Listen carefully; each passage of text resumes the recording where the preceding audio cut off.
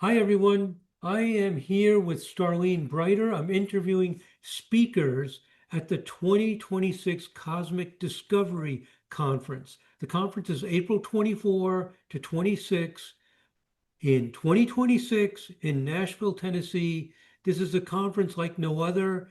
It's evidence-based astrology. And by evidence-based, we mean like real evidence, like data and all that stuff, but not so nerdy that it will bore you to death. Exciting new discoveries. So one of the speakers at the conference is Starlene Breiter. Hi, Starlene. Hi, Santino. Thanks for this interview. I'm excited about the conference. It's going to be wonderful. Yeah. Cool. Well, tell us about what you are speaking about. Yeah. So, one of my lectures here is on fixed stars. I've been doing work with fixed stars for a long time. And my question is, what do they really do? So, that's going to be this presentation. And I'm going to share a little bit about what I'm doing in the presentation here, just so you guys can understand how that's going to flow. So, every time we have a research project, we want to have a question. And my question is, do fixed stars do anything in astrology? And if so, what do they do? So that's Hmm, where let I'm me starting let me interrupt here. So this is a little different from how we astrologers usually think. We usually think, oh, Regulus is the king and it's whatever, and we have these ideas, and this star is really evil and whatever. So you're coming into it more open-ended, not even assuming that they do anything. So That's this is right. part of this more modern way of figuring things out. So that's really interesting. Yeah, because tradition is wonderful, but we also have these tools, modern research tools, to really see if things work. And that's where I'm coming from, this angle that I'm coming from. And, does maybe the tradition is right, that's observational, but maybe it's different. And in my prior research that I've done on fixed stars, I did find things different. So it's Hmm. interesting to see how, and this is continuing my exploration of that. So it's pretty exciting. Yeah. So yeah, and how do I answer this question is really the difference of what's going on in this type of work, this type of presentation with fixed stars as opposed to traditional methods, is I use a modern research method called knowledge discovery, or also KD. And in knowledge discovery, we are just figuring out if astrology works. We're not going in with these assumptions saying, Regulus is king. And by the way, I did do a very deep project on Regulus. I didn't necessarily see that, but I saw a lot of other things in it. And in knowledge discovery, I don't go in with these pre ideas. I go in just exploring to figure out what's going on. So we're not testing these old ideas. We're actually figuring out from like a clean slate, so to speak. Yeah. Yeah, So we hear a lot about the power of new technology. Everybody's AI is the big buzz, like it's doing this for me, it's doing that for me, it's discovering things. And one of the big developments in all this new information age stuff is the ability to go in and discover how things work or if they work. And you are using these modern methods to to investigate astrology. So this is really amazing, very cool yeah. stuff. Okay. It really is cutting edge. And it's not something that I've made up myself or even you've made up. It's actually stuff that scientists use. So what I'm using, and this is how I discover what fixed stars do, is I'm using knowledge discovery technique called extreme case sampling.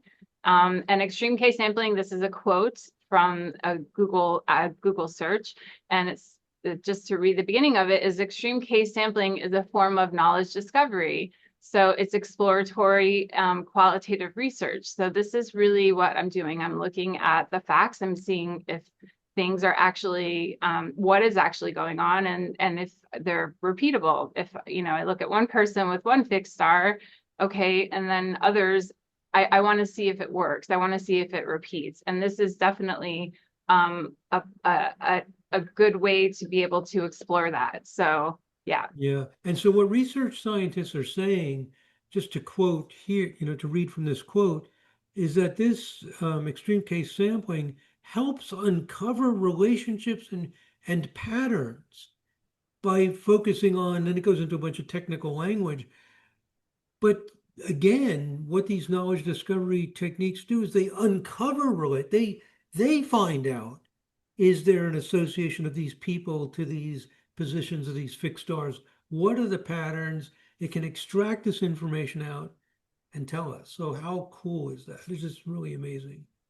Yeah, and when we use the, like it says in here, focusing out on the outliers, when we use that, we can understand things, we can understand things that are very specific, and that's what helps us make this knowledge discovery possible. So, even though some of these words might be researchy, that's not what that's not the vibe we're going for at the conference. We want anybody that is just as interested in an evidence-based form of astrology to come and enjoy and to learn, because it's a new frontier for us. Right. So what we're doing at the conference is we're emphasizing what was discovered. We're not going to Yes. spend 2 days learning statistics and all this stuff. I mean, you'll pick up some of that language, but what we really want to do is share the discoveries. Astrology researchers are actually making discoveries. It's not something off in the future. And you're one of those researchers. You're discovering what fixed stars do using knowledge discovery techniques. Just really It's cool. fascinating. It really is, and I'm excited about it. So I will be sharing my latest improvements to my work. As I mentioned before, I've been studying fixed stars for several years. I presented at multiple conferences on different fixed stars, but this presentation I'll be giving is going to be completely new. It's not something you've seen before, so it's completely new, and it's using an improved extreme case modeling sample procedure that I have. So this is what I'm going to be sharing with you. It's like the updated stuff, the cutting edge. And that's the whole conference is really cutting edge, to be honest with you. And it's exciting. So I know that's I'm laughing because that's what I love the most about the conference is people are working hard. I mean, they're plugging away, doing stuff, get together and say, "Oh, this is what I found in the last year, 6 months." yeah, This, da, da, da. And then everybody critiques it, gives their reaction, and that group energy really helps figure stuff out. yes, yes, it Yeah, really does, because we can only figure out so much on our own, but when you get yeah. in a collective, you have the minds of the collective, and it really helps to push things forward, which is amazing. And I'm really excited about it because, every time I do a presentation, I'm sharing the newest stuff. It's not something you can read a book about yet. Yeah, I might write one at some point, but at Right. some point, but we're constantly looking, we're constantly having new tools available to us too, to be able to learn these things. So it's really exciting. And I'm excited to be part of the cutting edge. So yeah. Yeah. Okay. So, come to the conference and learn about these new, exciting discoveries.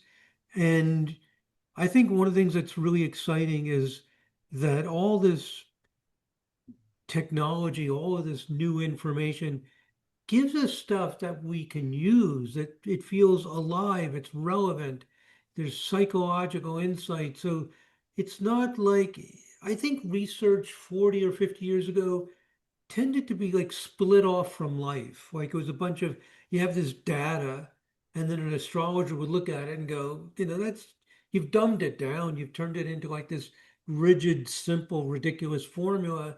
It's lost its life through your numbers. Now the numbers are not like sapping the astrology of life, they're giving it life. It's like, oh my God, just the same experience we have with AI using it for whatever we're doing for visualizations, for graphics, it's enhancing what we're doing, making it faster. So the same thing is happening with understanding how astrology works. It's so amazing.